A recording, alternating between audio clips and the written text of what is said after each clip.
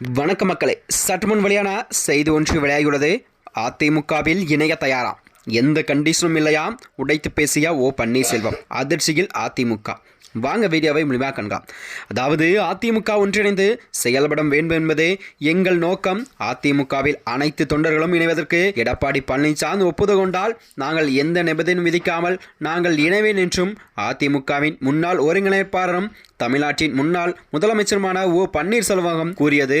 அதிமுகவில் அவரது பரப்பினரும் அது மட்டுமின்றி அதிமுகவின் தொண்டர்களிடையே பெரும் பரபரப்பையும் ஏற்படுத்தி வருகிறதா. ஏற்கனவே இது தொடர்பாக டிடிவி தினகரன் பேசியிருந்த நிலையில்தான் ஓபிஎஸும் பேசியது குறிப்பிடத்தக்கதா. இன்று 2026 சட்டமன்ற தேர்தலை முன்னிட்டுதான் அதிமுக பாஜக கூட்டணி உருவாகி இருக்கும் நிலையில் அந்த கூட்டணியில் ஏற்கனவே இருந்த ஓ பன்னீர்செல்வம் அவர்கள் டிடிவி தினகரன் ஆகியோரும் பாஜக கூட்டணியில் தான் இருக்கிறார் என்பது பாஜக கூறி வந்ததா.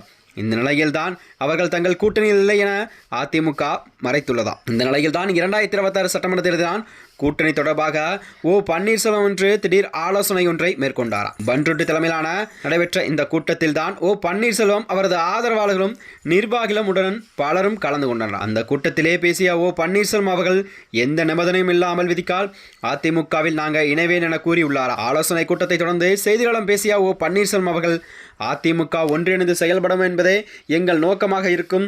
அதிமுகவின் அனைத்து தொண்டர்களும் இணைவதற்கு எடப்பாடி பழனிசாமி ஒப்புக்கொண்டால் எந்த நிபந்தனையும் விதிக்காமல் நாங்கள் இணைய தயாராக உள்ளோம் என்றும் கூறியுள்ளாராம். அது மட்டுமின்றி அதே நேரத்தில் எடப்பாடி பழனிசாமி அவர்கள் குறித்து விமர்சிக்க வேண்டாம். எடப்பாடி பழனிசாமி விமர்சித்தால் தேவையற்ற குழப்பத்தையும் ஏற்படுத்தும். என்னுடன் இருப்பவர்களுக்கு தகுதியின் அடிப்படையில் தான் நாங்கள் பதவி வழங்கும் கொடுக்கும் பொறுப்பும் எனக்கு இருக்கிறது.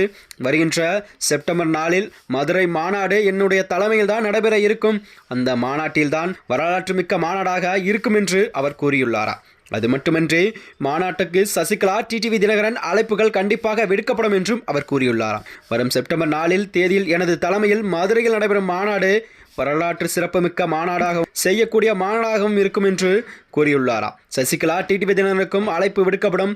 முன்னதாக மாநாட்டில் ஓ பன்னீர்செல்வம் பேசிய சில தகவலையும் அங்கிருந்து சில நிர்வாகிகளும் பகிர்ந்து கொண்டனர். அதன்படிதான் ஜெயலலிதாவின் ஆசைப்படி அதிமுக விண்ணப்பிற்கான என்னுடைய சட்ட போராட்டம் தொடர்ந்து இதுவரை சட்ட போராட்டத்தில் துணையாக நின்ற உங்கள் அனைவருக்கும் நான் நன்றியை தெரிவித்துக் கொள்கிறேன் என்றும் அந்த நேரத்தில் அதிமுக மீண்டும் ஆட்சியில் அமர வேண்டும் என்பதற்காக எப்போது தர்ம யுத்தம் நடத்தி வருகிறோம் என்பதும் இப்போது இல்லை என்றாலும் வருங்காலத்தில் நிச்சயம் நம்முடைய நோக்கம் எல்லாம் கனவுகள் எல்லாம் நிறைவேறும் என்றும் ஓ பன்னீர்செல்வம் கூறியுள்ளாராம். மக்களின் நன்மதிப்பை பெற்றவர்கள் மட்டும்தான் முதலமைச்சராக முடியும். ஆனால் அது தொடர்பாக வெளியே எதுவும் சொல்ல முடியாது.